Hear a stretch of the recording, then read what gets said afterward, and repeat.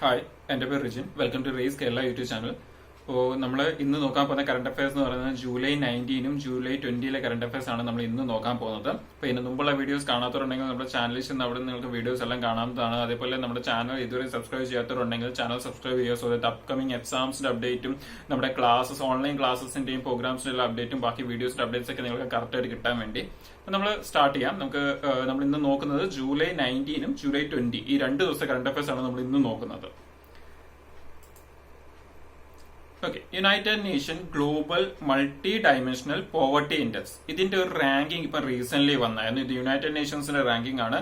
അപ്പം വളരെ ഇമ്പോർട്ടന്റ് ആണ്. അപ്പം ഈ ഒരു യുണൈറ്റഡ് നേഷന്റെ ഈ ഗ്ലോബൽ മൾട്ടി ഡയമെൻഷണൽ പോവർട്ടി ഇൻഡെക്സിന്റെ റാങ്കിങ് അനുസരിച്ച് ഏറ്റവും ടോപ്പ് പെർഫോമിംഗ് കൺട്രി എന്ന് പറഞ്ഞു കഴിഞ്ഞാൽ ഈ പോവർട്ടിയെ ഏറ്റവും കൂടുതൽ റെഡ്യൂസ് ചെയ്ത കൺട്രി ഏതാണ് എന്നുള്ളതാണ് ഈ ഒരു റിപ്പോർട്ടിൽ പറയുന്നത്. സോ മൾട്ടി ഡയമെൻഷണലിൽ പോവർട്ടി ഏറ്റവും കൂടുതൽ റെഡ്യൂസ് ചെയ്ത കൺട്രി എന്ന് പറയുന്നത് നമ്മുടെ ഇന്ത്യ തന്നെയാണ്.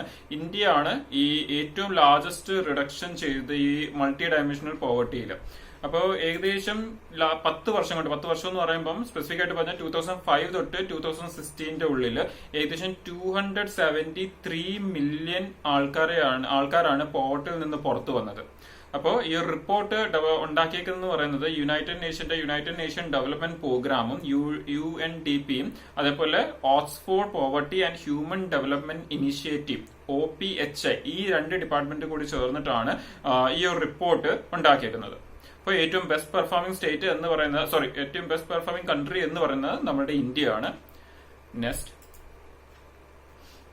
ഇപ്പം റീസെന്റ് നമ്മുടെ ഇന്ത്യയെ ഇൻകത്തിന്റെ ബേസിസിൽ ഉള്ള കാറ്റഗറി ഡിവിഷനിൽ ഏത് കാറ്റഗറിയിലാണ് ഇന്ത്യ പ്ലേസ് ചെയ്തേക്കുന്നത്? ഇപ്പൊ നേരത്തെ എക്കണോമിക്സിന്റെ ക്ലാസ്സിലൊക്കെ പറഞ്ഞിട്ടുള്ള ഒരു കാര്യമാണ് നമ്മുടെ ഈ പറയുന്ന കൺട്രീസിനെ ക്ലാസിഫൈ ചെയ്യുന്നത് ഇൻകത്തിന്റെ ബേസിസിൽ ക്ലാസിഫൈ ചെയ്യാറുണ്ട്, ഡെവലപ്മെന്റ് ബേസിസിൽ ക്ലാസിഫൈ ചെയ്യാറുണ്ട്. അപ്പൊ ഇൻകത്തിന്റെ ബേസിസിൽ ക്ലാസിഫൈ ചെയ്യുമ്പോൾ 4 ആയിട്ടാണ് ക്ലാസിഫൈ ചെയ്യുന്നത്. ലോവർ, മിഡിൽ, അപ്പർ, ഹൈ, അങ്ങനെ 4. അല്ലെങ്കിൽ ഇങ്ങനെയും പറയാം, lower middle, middle, upper middle and high, ഇങ്ങനെ 4 കാറ്റഗറി ആയിട്ടാണ് ശരിക്കും ഡിവൈഡ് ചെയ്യുന്നത്. ഈ ഒരു ഡിവിഷൻ ഏത് ഓർഗനൈസേഷനാണ് ചെയ്യുന്നത് എന്നുള്ളത് ഇമ്പോർട്ടന്റ് ആണ്. ഇത് ഈ ഒരു ഡിവിഷൻ വേൾഡ് ബാങ്ക് ആണ് ഈ ഒരു ക്ലാസിഫിക്കേഷൻ ചെയ്യുന്നത്. അപ്പൊ റീസെന്റ് 2020-2021 ഇൻകം ലെവൽ വെച്ച് നമ്മുടെ ഇന്ത്യ ഏത് കാറ്റഗറിയിലാണ് പ്ലേസ് ചെയ്തേക്കുന്നത്? അപ്പൊ നമ്മുടെ ഇന്ത്യ ലോവർ മിഡിൽ ഇൻകം കാറ്റഗറിയിലാണ് പ്ലേസ് ചെയ്തേക്കുന്നത്. ലാസ്റ്റ് ഇയർ നമ്മുടെ ഇന്ത്യ എന്ന് പറയുന്നത് ലോവർ മിഡിൽ കാറ്റഗറി തന്നെ ആയിരുന്നു. ഈ വർഷവും ലോവർ മിഡിൽ കാറ്റഗറി തന്നെയാണ് നമ്മുടെ ഇന്ത്യ എന്ന് പറയുന്നത്. അപ്പം എന്താണ് കൺസിഡർ ചെയ്യുന്നത് ഈ ഒരു റാങ്കിങ് ചെയ്യുമ്പോൾ? നമുക്കറിയാം, നമ്മുടെ ഈ ഒരു കൺട്രീസിനെ റാങ്ക് ചെയ്യുന്നത് നമ്മൾ ഏറ്റവും കൂടുതൽ കേൾക്കുന്നത് GDPയുടെ ടേംസിലാണ് നമ്മൾ കേൾക്കുന്നത്, ഗ്രോസ് ഡൊമസ്റ്റിക് പ്രൊഡക്റ്റിന്റെ ടേംസിൽ. അപ്പം ഈ ഒരു ക്ലാസിഫിക്കേഷൻ എന്ന് പറഞ്ഞാൽ ഇൻകത്തിന്റെ ബേസിൽ കൺട്രി ക്ലാസിഫൈ ചെയ്യുമ്പോൾ ഗ്രോസ് നാഷണൽ പ്രൊഡക്റ്റ് അല്ലെങ്കിൽ ഗ്രോസ് നാഷണൽ ഇൻകം ആണ് കൺസിഡർ ചെയ്യുന്നത്.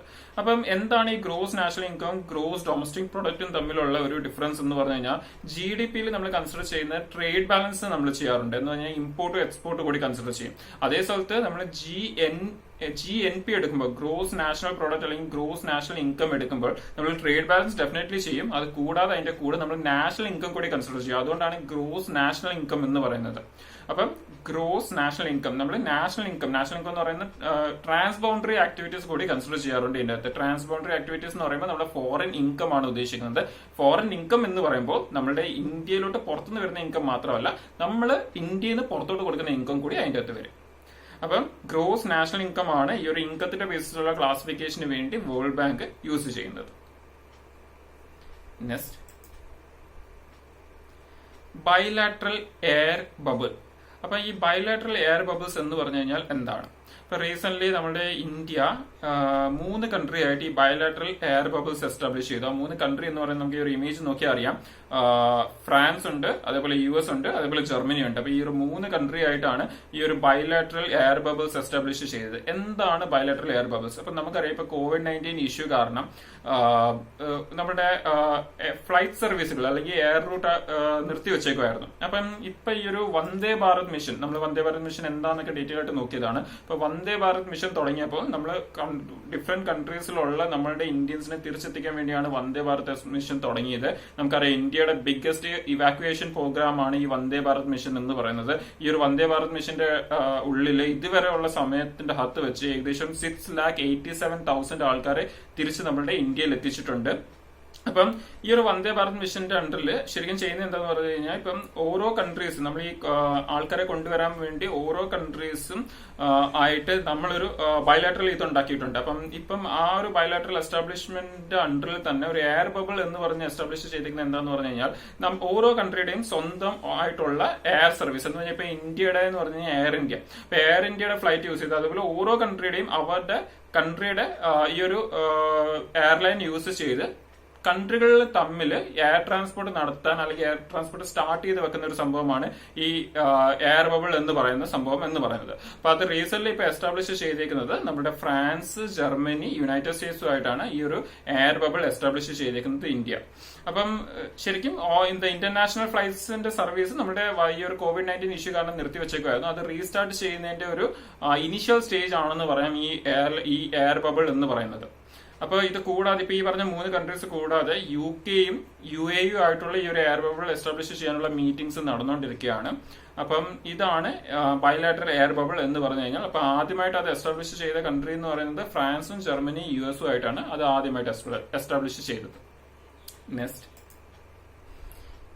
United Nation Nelson Mandela prize 2020. അപ്പം ഈ യുണൈറ്റഡ് നേഷൻ കൊടുക്കുന്ന ഒരു അവാർഡാണ് ഈ അവാർഡ് എന്ന് പറയുന്നത് നെൽസൺ മണ്ടേല പ്രൈസ് എന്ന് പറയുന്നത്. അപ്പം 2020 ഈ നെൽസൺ മണ്ടേല പ്രൈസ് 2 പേർക്കാണ് കിട്ടിയേക്കുന്നത്. ആ 2 പേരെന്ന് പറയുന്നത് നമുക്ക് അവിടെ ഫോട്ടോയും നെയിമും കൊടുത്തിട്ടുണ്ട്. മൊറിസാന കൊയേറ്റിയും മറിയാന വർഡിനോയനിസിനെയാണ് ഈ ഒരു അവാർഡ് കിട്ടിയേക്കുന്നത്. ഇവർ 2 പേർക്കുമാണ് ഈ വർഷത്തെ 2020 നെൽസൺ മണ്ടേല പ്രൈസ് കിട്ടിയേക്കുന്നത്. ഈ ഒരു അവാർഡ് യുണൈറ്റഡ് നേഷൻസ് ആണ് കൊടുക്കുന്നത്. യുണൈറ്റഡ് നേഷൻ ഈ ഒരു COVID-19 ഇഷ്യൂവിന് ശേഷം യുണൈറ്റഡ് നേഷന്റെ ഹെഡ് ക്വാർട്ടേഴ്സ് US ഹെഡ് ക്വാർട്ടേഴ്സിൽ വെച്ച് ഇൻ പേഴ്സൺ ആയിരിക്കും ഈ ഒരു അവാർഡ് കൊടുക്കുന്നത്. Next, water heroes award. അപ്പം വാട്ടർ ഹീറോസ് അവാർഡ് ഈ ആരാണ് കൊടുക്കുന്നത് എന്നുള്ളത് വളരെ ഇമ്പോർട്ടന്റ് ആണ്. ആ ഒരു അവാർഡ് കൊടുക്കുന്നത് നമ്മുടെ ജൽശക്തി മിനിസ്ട്രി ആണ് ഈ ഒരു അവാർഡ് കൊടുക്കുന്നത്. എന്തിനാണ് ഈ ഒരു അവാർഡ് കൊടുക്കുന്നത് എന്ന് പറഞ്ഞു കഴിഞ്ഞാൽ നമ്മുടെ വാട്ടർ റിസോഴ്സിന്റെ അല്ലെങ്കിൽ വാട്ടറിന്റെ വാല്യൂ പ്രൊമോട്ട് ചെയ്യുന്നതിന് വേണ്ടിയാണ്, പ്രൊമോട്ട് ചെയ്യുന്നവർക്കാണ് ശരിക്കും ഈ ഒരു അവാർഡ് കൊടുക്കുന്നത്. നമ്മുടെ ഈ വാട്ടറിന്റെ വാല്യൂ പ്രൊമോട്ട് ചെയ്യുക, water related water conservation, water related water റിസോഴ്സിന്റെ സസ്റ്റൈനബിൾ ഡെവലപ്മെന്റ് യൂസേജ്, അങ്ങനെയുള്ള കാര്യങ്ങൾക്കാണ് ഈ ഒരു അവാർഡ് കൊടുക്കുന്നത്. ഈ ഒരു അവാർഡ് കൊടുക്കുന്നത് ജൽശക്തി മിനിസ്ട്രി. അപ്പൊ ഈ വട്ടത്തെ ഈ ഒരു അവാർഡ് ആർക്കാണ് ലഭിച്ചേക്കുന്നത്? അപ്പൊ ആ ഒരു അവാർഡ് ലഭിച്ചേക്കുന്നത് നമ്മുടെ വിജയവാഡ ഡിവിഷൻ, റെയിൽവേ ഡിവിഷന്റെ അണ്ടറിലുള്ള ഓങ്കോലെ സബ് ഡിവിഷണൽ ഓഫീസിനാണ് ഈ ഒരു അവാർഡ് ലഭിച്ചേക്കുന്നത്. ഓങ്കോലെ സബ് ഡിവിഷണൽ ഓഫീസിനാണ് വിജയവാഡ റെയിൽവേ സ്റ്റേഷൻ അല്ലെങ്കിൽ ഡിവിഷന്റെ അണ്ടറിലുള്ള ഈ ഒരു സബ് ഡിവിഷൻ ഓഫീസിനാണ് ഈ ഒരു അവാർഡ് ലഭിച്ചേക്കുന്നത്.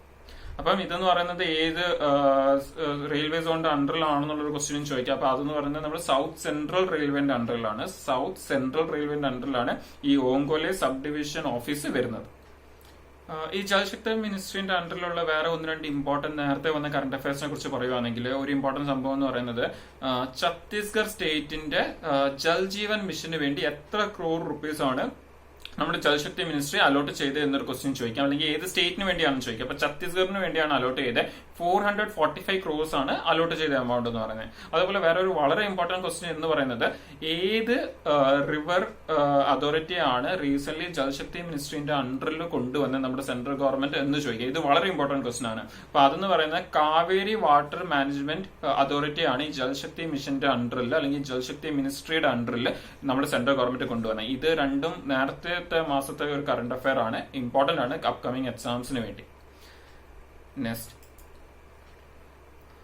2019 ICAR award. അപ്പൊ ICAR എന്ന് പറഞ്ഞാൽ Indian council of agriculture research എന്നാണ് ICARയുടെ ഫുൾ ഫോം എന്ന് പറയുന്നത്. അപ്പൊ ഈ ഒരു അവാർഡ് 2019 ഈ ഒരു അവാർഡ് ലഭിച്ചേക്കുന്നത് ആർക്കാണ്, ഏത് ഇൻസ്റ്റിറ്റ്യൂഷൻ ആണ് ലഭിച്ചേക്കുന്നത്? അപ്പൊ ഈ ഒരു അവാർഡിന്റെ 4 കാറ്റഗറി ആയിട്ടാണ് ഈ അവാർഡിനെ ഡിവൈഡ് ചെയ്തിരിക്കുന്നത്. അപ്പൊ ആ 4 കാറ്റഗറിയിലുള്ള അവാർഡും ലഭിച്ചേക്കുന്നത് നമ്മുടെ national academy of agriculture research management ഹൈദരാബാദിലുള്ള നമ്മുടെ ഈ പറയുന്ന NARM national academy of agriculture research മാനേജ്മെന്റിനാണ് ഈ ഒരു അവാർഡ് ലഭിച്ചേക്കുന്നത്. സോ ഇതെന്ന് പറയുന്നത് ഹൈദരാബാദിലാണ്. നമ്മുടെ ഈ ICARയുടെ ഹെഡ് ക്വാർട്ടേഴ്സ് എന്ന് പറയുന്നത് ഇന്ത്യൻ കൗൺസിൽ ഓഫ് അഗ്രികൾച്ചർ റിസർച്ചിന്റെ ഹെഡ് ക്വാർട്ടേഴ്സ് എന്ന് പറയുന്നത് ന്യൂഡൽഹിയിലാണ്. നെക്സ്റ്റ്,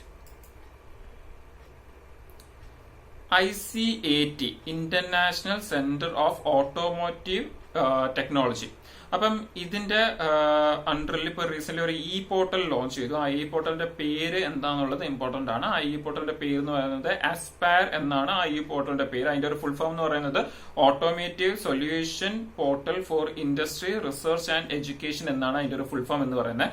അപ്പം ആ ഒരു ഈ പോർട്ടലിന്റെ പേരെന്ന് പറയുന്നത് ആസ്പയർ എന്നാണ്. ആ ഒരു ഈ പോർട്ടലിന്റെ പേരെന്ന് പറയുന്നത്.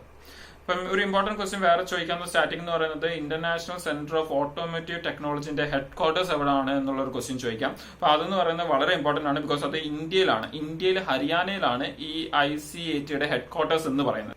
Next, FIFA world cup 2022. അപ്പം 2022 നടക്കാൻ പോകുന്നത്. അപ്പം അത് എവിടെ വെച്ചാണ് നടക്കാൻ പോകുന്നത്? അപ്പൊ അതിന്റെ ഒരു വെന്യൂ എന്ന് പറയുന്നത് നമ്മുടെ ഖത്തറിൽ വെച്ചാണ് നടക്കാൻ പോകുന്നത്. ഖത്തറിലെ അൽ ബയത്ത് സ്റ്റേഡിയത്തിൽ വെച്ചാണ് അത് നടക്കാൻ പോകുന്നത്. അപ്പൊ ഈ ഒരു ഫിഫ വേൾഡ് കപ്പ് 2022 കുറിച്ച് കുറച്ചുകൂടി ഡീറ്റെയിൽ ആയിട്ട് പറയുകയാണെങ്കിൽ, അല്ലെങ്കിൽ ഫിഫ വേൾഡ് കപ്പിനെ കുറിച്ച് കുറച്ച് ഇതിന്റെ ഒരു ഈ വട്ടത്തെ നടക്കുന്ന സ്ഥലത്തിനെ കുറിച്ചുള്ള ഒരു ഇമ്പോർട്ടൻസ് പറയുകയാണെങ്കിൽ, രണ്ടാമത്തെ തവണയാണ് ഒരു ഏഷ്യൻ കൺട്രി വെച്ച് ഈ ഫിഫ വേൾഡ് കപ്പ് നടക്കാൻ പോകുന്നത്. ആദ്യമായിട്ട് ഇത് നടന്നത് എന്ന് പറഞ്ഞു കഴിഞ്ഞാൽ ഒരു ഏഷ്യൻ കൺട്രി വെച്ച് ഇത് നടന്നത് 2002 ഇത് നടന്നത്. അന്ന് ഇത് നടന്നത് ജപ്പാൻ ആൻഡ് സൗത്ത് കൊറിയയിൽ രണ്ടുപേരും ഉണ്ടായിരുന്നു ഹോസ്റ്റിംഗ് കൺട്രീസിൽ. അപ്പൊ ഈ രണ്ട് കൺട്രിയിലായിട്ടാണ് 2002 ആദ്യമായിട്ട് ഫിഫ വേൾഡ് കപ്പ് ഒരു ഏഷ്യൻ കൺട്രി വെച്ച് നടന്നത്. അതിനുശേഷം ഇപ്പോഴാണ് ഒരു ഏഷ്യൻ കൺട്രിയിൽ വെച്ച് ഈ ഫിഫ വേൾഡ് കപ്പ് നടക്കാൻ പോകുന്നത്. സോ അതെന്ന് പറയുന്ന ലൊക്കേഷൻ എന്ന് പറയുന്നത് ഖത്തറാണ്. അതേപോലെ നമ്മുടെ ഫിഫയുടെ ഹെഡ് ക്വാർട്ടേഴ്സ് എവിടെയാണെന്നുള്ളത് നേരത്തെ വീഡിയോസിൽ നമ്മൾ കണ്ടായിരുന്നു. ഫിഫയുടെ ഹെഡ് ക്വാർട്ടേഴ്സ് എന്ന് പറയുന്നത് സ്വിറ്റ്സർലാൻഡിലാണ്. നെക്സ്റ്റ്, ഓക്കെ, ഇപ്പൊ നമ്മൾ നേരത്തെ നെൽസൺ മണ്ടേല അവാർഡ് കണ്ടായിരുന്നു. അപ്പം നെൽസൺ മണ്ടേല ഇന്റർനാഷണൽ ഡേ അല്ലെങ്കിൽ United Nation Nelson Mandela international day നമ്മൾ ഒബ്സർവ് ചെയ്യുന്നത് ജൂലൈ 18 ഒബ്സർവ് ചെയ്യുന്നത്. അത് കൂടാതെ അതിന്റെ ഒരു തീം എന്ന് പറയുന്നത്, ഈ വർഷത്തെ അതിന്റെ ഒരു തീം എന്ന് പറയുന്നത് ടേക്ക് ആക്ഷൻ ഇൻസ്പയർ ചേഞ്ച് എന്നാണ് അതിന്റെ ഒരു തീം എന്ന് പറയുന്നത്. നെക്സ്റ്റ്, ഓക്കെ, ഏത് സ്റ്റേറ്റ് ആണ് ടർമറിക് റിസർച്ച് ഇൻസ്റ്റിറ്റ്യൂട്ട് കൊണ്ടുവരാൻ പോകുന്നത്? അപ്പം ടർമറിക് റിസർച്ച് ഇൻസ്റ്റിറ്റ്യൂട്ട് കൊണ്ടുവരാൻ പോകുന്നത് നമ്മുടെ തമിഴ്നാട്ടിലാണ് ഈ ടർമറിക് റിസർച്ച് ഇൻസ്റ്റിറ്റ്യൂട്ട് കൊണ്ടുവരാൻ പോകുന്നത്. നെക്സ്റ്റ്, നമ്മുടെ നോർത്ത് ഈസ്റ്റേൺ സ്റ്റേറ്റ്സിൽ റെയിൽ കണക്ടിവിറ്റി എങ്ങനെയാണെന്ന് നമുക്കറിയാം. റെയിൽ കണക്ടിവിറ്റി ഒന്നെങ്കിൽ ഇല്ല അല്ലെങ്കിൽ വളരെ കുറവാണ്. അപ്പം അതിന്റെ ക്യാപിറ്റൽസിൽ തമ്മിലുള്ള റെയിൽ കണക്ടിവിറ്റിനുള്ള പ്രോജക്ട്സ് അതിന്റെ ഒരു കൺസ്ട്രക്ഷൻ നടന്നുകൊണ്ടിരിക്കുക. അപ്പം ഏത് വർഷത്തിന്റെ അകത്ത് നമ്മുടെ നോർത്ത് ഈസ്റ്റേൺ സ്റ്റേറ്റിലുള്ള എല്ലാ ക്യാപിറ്റൽസും തമ്മിൽ റെയിൽ കണക്ടിവിറ്റി ഉണ്ടായിരിക്കും, അല്ലെങ്കിൽ ആ ഒരു വർക്ക് കംപ്ലീറ്റ് ചെയ്യും എന്നാണ് നമ്മുടെ ഇന്ത്യൻ റെയിൽവേ ഇപ്പം പറഞ്ഞേക്കുന്നത്. അപ്പൊ ആ ഒരു വർക്ക് 2023 അകത്ത് കംപ്ലീറ്റ് ചെയ്യുമെന്നാണ് പറഞ്ഞേക്കുന്നത്. അപ്പം ഈ ഒരു നോർത്ത് ഈസ്റ്റേൺ സ്റ്റേറ്റ്സിലെ എല്ലാ ക്യാപിറ്റലും റെയിൽ കണക്ടിവിറ്റി വഴി കണക്ട് ചെയ്യാൻ പോകുന്ന ഇയർ എന്ന് പറയുന്നത് 2023 ആണ്. ഒരു ഇമ്പോർട്ടന്റ് ക്വസ്റ്റൻ ആണ് ഇതെന്ന് പറയുന്നത്. നെക്സ്റ്റ്, നബാർഡ് നമുക്കറിയാം, national bank for agriculture and rural development. അപ്പം റീസെന്റ് വെസ്റ്റ് ബംഗാളിൽ ഒരു സൈക്ലോൺ വന്ന ആ സൈക്ലോൺ കാരണം ഉണ്ടായ ലോസസ് അതിനു വേണ്ടി ആ ഒരു ഇൻഫ്രാസ്ട്രക്ചർ തിരിച്ച് റീബിൽഡ് ചെയ്യാൻ വേണ്ടി എത്ര ക്രോർ എമൗണ്ട് ആണ് നബാർഡ് സാങ്ഷൻ ചെയ്തേക്കുന്നത്? അപ്പൊ നബാർഡ് 795 ക്രോസ് ആണ് വെസ്റ്റ് ബംഗാളിന്റെ ഈ ഒരു ഇൻഫ്രാസ്ട്രക്ചർ റീബിൽഡിന് വേണ്ടി സാങ്ഷൻ ചെയ്തേക്കുന്നത്. നെക്സ്റ്റ്, നമ്മുടെ ബ്രിട്ടീഷ് സയന്റിസ്റ്റുകൾ നമ്മുടെ കോവിഡ്-19 വൈറസിനെ എത്ര ആയിട്ടാണ് ഇപ്പം ഡിഫറൻഷിയേറ്റ് ചെയ്തേക്കുന്നത്? ഇത്രയും ടൈപ്പ് ആണ് ഇതുവരെ കണ്ടുപിടിച്ചത്. അപ്പം മൊത്തം 6 ടൈപ്പ് ഓഫ് കോവിഡ്-19 വൈറസസ് ആണ് നമ്മുടെ ബ്രിട്ടീഷ് സയന്റിസ്റ്റുകൾ കണ്ടുപിടിച്ചേക്കുന്നത്. അപ്പം ഈ ഒരു ഡിസ്റ്റിങ്ക്വിഷ് ചെയ്യാൻ വേണ്ടി യൂസ് ചെയ്തതെന്ന് പറയുന്നത് ഇത് കാരണം ഉണ്ടാകുന്ന സിംറ്റംസ് വെച്ചാണ് ഈ 6 വൈറസുകളെ ഡിസ്റ്റിങ്ക്വിഷ് ചെയ്തേക്കുന്നത്. അപ്പം പറയുന്നതെന്ന് പറഞ്ഞു കഴിഞ്ഞാൽ 4, 5, 6 കാറ്റഗറിയിൽ വരുന്ന വൈറസുകളാണെങ്കിൽ മാത്രം അത് ഇൻഫെക്ട് ചെയ്ത ഒരാളാണെങ്കിൽ അയാളെ ഹോസ്പിറ്റലിൽ അഡ്മിറ്റ് ചെയ്യേണ്ട ഒരു കണ്ടീഷൻ ആണ് എന്നാണ് ശരിക്കും പറയുന്നത്. അപ്പൊ മൊത്തം 6 ടൈപ്പിനെയാണ് ഇതുവരെ നമ്മുടെ ബ്രിട്ടീഷ് സയന്റിസ്റ്റുകൾ ഡിഫറൻഷിയേറ്റ് ചെയ്തേക്കുന്നത്. നെക്സ്റ്റ്, ഓക്കെ, ഇനി കുറച്ച് ഇമ്പോർട്ടന്റ് ആയിട്ടുള്ള വൺ ലൈനേഴ്സ് ആണ്. നമ്മൾ നേരത്തെ കണ്ടിട്ടുള്ളതാണ്, ഇപ്പൊ റിപ്പീറ്റഡ് ആയിട്ട് വീണ്ടും വന്നതാണ് നമ്മുടെ കറന്റ് അഫയേഴ്സിൽ ന്യൂസിൽ. അപ്പം നമുക്കറിയാം പ്രധാനമന്ത്രി സ്വാനിധി. അപ്പൊ നമ്മൾ നേരത്തെ 3-ാമത്തെ തവണയോ 4-ാമത്തെ തവണയോ ഇതിപ്പോ പറയുന്നത്. അപ്പം പ്രധാനമന്ത്രി സ്വാനിധി യോജന ആർക്ക് വേണ്ടിയുള്ളതാണ് എന്ന് അപ്കമിംഗ് എക്സാമിൽ ഉറപ്പായിട്ട് ഒരു ക്വസ്റ്റ്യൻ കാണും. അപ്പം അതെന്ന് പറയുന്നത് സ്ട്രീറ്റ് വെൻഡേഴ്സിന് വേണ്ടിയുള്ളതാണ്. പ്രധാനമന്ത്രി സ്ട്രീറ്റ് വെൻഡേഴ്സ് ആത്മനിർഭർ നിധി എന്നാണ് അതിന്റെ ഒരു ഫുൾ ഫോം എന്ന് പറയുന്നത്. അപ്പൊ ഇത് വീണ്ടും ന്യൂസിൽ വരാൻ കാരണം എന്ന് പറഞ്ഞു കഴിഞ്ഞാൽ ഇതിന്റെ ഒരു മൊബൈൽ ആപ്പ് ഇപ്പൊ റീസെന്റ് നമ്മുടെ ഇന്ത്യൻ ഗവൺമെന്റ് ലോഞ്ച് ചെയ്തു. അതുകൊണ്ട് ഇത് വീണ്ടും ന്യൂസിലുണ്ട്. പിന്നെ വേറൊരു ക്വസ്റ്റ്യൻ നമ്മൾ നേരത്തെ ക്വിസിൽ ഡിസ്കസ് ചെയ്തായിരുന്നു, നമ്മുടെ UAE-യുടെ ആദ്യത്തെ മാസ് മിഷന്റെ നെയിം എന്താ എന്നുള്ളത്. ഇപ്പം UAE ആദ്യത്തെ എമിറേറ്റ്സ് മാർസ് മിഷൻ ആണ് ഇതെന്ന് പറയുന്നത്. ഫസ്റ്റ് സ്പേസ് മിഷൻ ആണ് മാർസിലോട്ടുള്ളത്. അപ്പൊ അതിന്റെ ഒരു നെയിം എന്ന് പറയുന്നത് ഹോപ്പ് എന്നാണ് അതിന്റെ ഒരു നെയിം. അപ്പൊ ഇതിനു വേണ്ടിയുള്ള സാറ്റലൈറ്റ് റീസെന്റ് ലോഞ്ച് ചെയ്തു. അത് ലോഞ്ച് ചെയ്തത് ജപ്പാനിന്റെ സ്പേസ് സെന്ററിൽ നിന്നാണ് അത് ലോഞ്ച് ചെയ്തത്. അറബ് വേൾഡിൽ അല്ലെങ്കിൽ അറബ് കൺട്രീസിലെ ആദ്യത്തെ ഇന്റർപ്ലാനറ്ററി ലാൻഡ്മാർക്ക് മിഷൻ ആണ് ഈ മാർസ് മിഷൻ, ഈ എമിറേറ്റ്സ് മാർസ് മിഷൻ എന്ന് പറയുന്നത്. അതിന്റെ ഒരു പേര് വളരെ ഇമ്പോർട്ടന്റ് ആണ്. അഗെയിൻ ഹോപ്പ് എന്നാണ് അതിന്റെ ഒരു നെയിം എന്ന് പറയുന്നത്. പിന്നെ വേറൊരു ഇമ്പോർട്ടന്റ് സംഭവം എന്ന് പറയുന്നത് ഇപ്പൊ റീസെന്റ് നമ്മുടെ United nation economic and social കൗൺസിലിന്റെ ഒരു മീറ്റിംഗ് നടന്നായിരുന്നു. അപ്പൊ ആ ഒരു മീറ്റിംഗിൽ നമ്മളുടെ പ്രൈം മിനിസ്റ്റർ നരേന്ദ്രമോദി ഒരു കീനോട്ട് അഡ്രസ് കൊടുത്തായിരുന്നു വെർച്വലി. അപ്പം എവിടെ വെച്ചാണ് ആ ഒരു മീറ്റിംഗ് നടന്നത് എന്നുള്ളത് ചോദിക്കാം. അപ്പൊ ആ ഒരു മീറ്റിംഗ് നടന്നത് ന്യൂയോർക്ക് US വെച്ചാണ് ഈ ഒരു മീറ്റിംഗ് നടന്നത്. അതേപോലെ ഈ പറയുന്ന ഈ United nation economic and social കൗൺസിലിന്റെ ഹെഡ്ക്വാർട്ടേഴ്സ് എന്ന് പറയുന്നതും യുണൈറ്റഡ് സ്റ്റേറ്റ്സിലാണ്. പിന്നെ ഒരു ഇമ്പോർട്ടന്റ് സ്റ്റാറ്റിക് ക്വസ്റ്റ്യൻ അവിടുന്ന് ചോദിക്കാൻ പറ്റിയെന്ന് പറഞ്ഞു കഴിഞ്ഞാൽ നമ്മുടെ ഈ പറഞ്ഞ United nation economic and social കൗൺസിലിന്റെ ആദ്യത്തെ പ്രസിഡന്റ്, ഈ ഒരു സംഭവം ഫോം ചെയ്തിട്ട് ഇതിന്റെ ആദ്യത്തെ പ്രസിഡന്റ് എന്ന് പറയുന്നത് ഇന്ത്യൻ ആയിരുന്നു. അപ്പൊ അയാളുടെ പേര് എന്ന് പറയുന്നത് രാമസ്വാമി മുദലിയാർ എന്നാണ് അയാളുടെ പേര്. അപ്പം അതും ഇമ്പോർട്ടന്റ് ആണ്. ഒരു സ്റ്റാറ്റിക് ആംഗിളിൽ ആദ്യത്തെ പ്രസിഡന്റ് ആരാ എന്ന് ചോദിക്കാം. നെക്സ്റ്റ്. ഓക്കെ, സോ ഇത്രയാണ് നമ്മളുടെ ഇമ്പോർട്ടന്റ് കറന്റ് അഫയേഴ്സ്. ലാസ്റ്റ് 2 ഡേയ്സിലെ എക്സാം പോയിന്റ് ഓഫ് വ്യൂവിൽ ഇമ്പോർട്ടന്റ് കറന്റ് അഫയേഴ്സ് എന്ന് പറയുന്നത്. അപ്പൊ ഒരുപാട് എക്സാം പോയിന്റ് ഓഫ് വ്യൂവിൽ ഇമ്പോർട്ടന്റ് കറന്റ് അഫയേഴ്സ് ക്വസ്റ്റ്യൻസ് ഉണ്ട് ഈ ലാസ്റ്റ് 2 ഡേയ്സിലെ കറന്റ് അഫയേഴ്സിൽ. നമുക്കിനി അതിന് ജസ്റ്റ് മുമ്പുള്ള ദിവസത്തെ എന്ന് പറഞ്ഞാൽ നമ്മൾ ഓൾറെഡി കണ്ട വീഡിയോയിലെ ജൂലൈ 18 കറന്റ് അഫയേഴ്സിന്റെ ഇമ്പോർട്ടന്റ് ക്വസ്റ്റ്യൻസ് കൂടി ഒന്ന് നോക്കാം. ഓക്കെ, നമ്മളുടെ കൊൽക്കത്ത പോർട്ടിൽ നിന്ന് ആദ്യത്തെ കണ്ടെയ്നർ ഷിപ്പ് ഇപ്പം റീസെന്റ് വെസ്റ്റ് ബംഗാൾ കൊൽക്കത്ത പോർട്ടിൽ നിന്ന് ചാട്ടോഗ്രാം പോർട്ടിലോട്ട് ഫ്ലാഗ് ഓഫ് ചെയ്തായിരുന്നു ഷിപ്പിംഗ് മിനിസ്റ്റർ. അപ്പം ഈ എവിടാണ് ഈ ചാട്ടോഗ്രാം പോർട്ട് എന്ന് പറയുന്നത്? അപ്പൊ ചാട്ടോഗ്രാം പോർട്ട് എന്ന് പറയുന്നത് ബംഗ്ലാദേശിലാണ് ഈ ചാട്ടോഗ്രാം പോർട്ട് എന്ന് പറയുന്നത്. വളരെ ഇമ്പോർട്ടന്റ് ക്വസ്റ്റ്യൻ ആണ്. നെക്സ്റ്റ്. ഓക്കെ, CBSE ഏത് ഓർഗനൈസേഷന്റെ കൂടെ ചേർന്നിട്ടാണ് CBSEന്റെ അണ്ടറിലുള്ള സ്കൂൾസിൽ അല്ലെങ്കിൽ CBSEന്റെ കരിക്കുലത്തിൽ, ഹൈസ്കൂൾ കരിക്കുലത്തിൽ class 11th class 12th AI artificial ഇന്റലിജൻസിന്റെ സിലബസ് കൂടി ഇൻക്ലൂഡ് ചെയ്ത് അതിന് ട്രെയിനിങ് കൊടുക്കാൻ പോകുന്നത്. അപ്പൊ അതെന്ന് പറയുന്നത് IBMന്റെ കൂടെ ചേർന്നിട്ടാണ് CBSE ഇത് ചെയ്യുന്നത്. നെക്സ്റ്റ്. ഓക്കെ, ഇന്ത്യ ഏത് കൺട്രിയുടെ കൂടെ ചേർന്നിട്ടാണ് ഏഷ്യയിലെയും ആഫ്രിക്കയിലെയും ജോയിന്റ് ബിസിനസ് പ്രോജക്ട്സ് അല്ലെങ്കിൽ ജോയിന്റ് ഇൻവെസ്റ്റ്മെന്റ് പ്രോജക്ട്സ് ചെയ്യാൻ ഇപ്പം റീസെന്റ് ഡിസൈഡ് ചെയ്തേക്കുന്നത്? ഒരുപാട് കൺട്രീസുമായിട്ട് ജോയിന്റ് വെഞ്ചേഴ്സ് ചെയ്യുന്നുണ്ട് ഇപ്പൊ നമ്മുടെ ഇന്ത്യ. അപ്പം ഈ ഒരു ഏഷ്യയിലും ആഫ്രിക്കയിലും ജോയിന്റ് ഇൻവെസ്റ്റ്മെന്റ് പ്രോജക്ട് ചെയ്യാൻ തീരുമാനിച്ചേക്കുന്നത് റഷ്യയുടെ കൂടെ ചെയ്യാനാണ് തീരുമാനിച്ചേക്കുന്നത്. Next. Indian computer emergency response team ഏത് കൺട്രിയുടെ കൂടെ ചേർന്നിട്ടാണ് സൈബർ സ്പേസ് സെക്യൂരിറ്റിയിൽ കോപ്പറേറ്റ് ചെയ്യാൻ ഇപ്പൊ റീസെന്റ് ഡിസൈഡ് ചെയ്തത്? സോ അതെന്ന് പറയുന്നത് ഇസ്രായേലിന്റെ കൂടെ ചേർന്നിട്ടാണ് ഈ ഒരു സൈബർ സ്പേസ് സെക്യൂരിറ്റിയിൽ കോപ്പറേറ്റ് ചെയ്യാം എന്ന് തീരുമാനിച്ചിരിക്കുന്നത്. നെക്സ്റ്റ്.